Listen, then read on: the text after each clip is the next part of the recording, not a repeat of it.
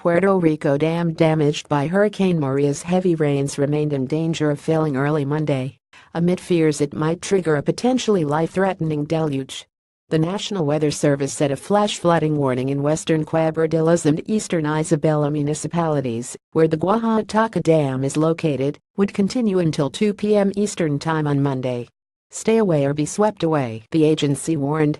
River banks and culverts can become unstable and unsafe. Stay away from evacuated areas until told by emergency officials it is safe to return.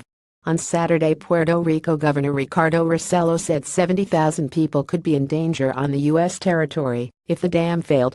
He urged area residents to evacuate.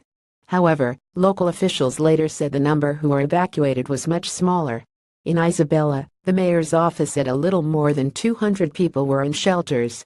One woman in the southern fringe of Isabela told NBC News she had frantically fled when police told her she needed to leave immediately.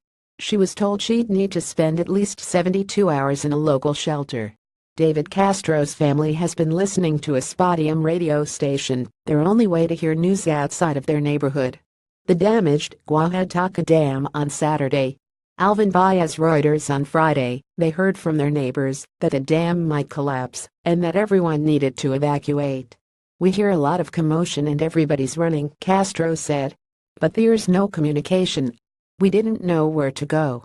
At least 10 people have died so far in Puerto Rico as the result of Hurricane Maria, the strongest storm to hit the island since 1928. The storm also left hospitals flooded, strewn with rubble and dependent on diesel generators to keep the neediest patients alive.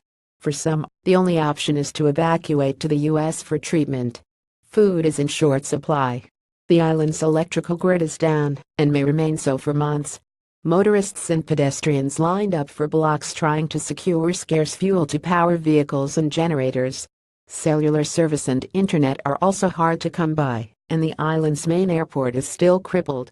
White House Press Secretary Sarah Huckabee Sanders said Monday that Trump had dispatched Homeland Security Advisor Tom Bossert and FEMA Administrator Brock Long to Puerto Rico to assess the damage and rejected criticism of the federal response to the island.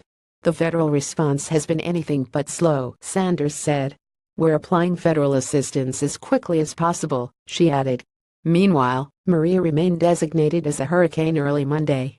The National Hurricane Center said its core was expected to move well east of the southeast coast of the U.S. during the next day or so. A tropical storm warning has also been issued for portions of the North Carolina coast.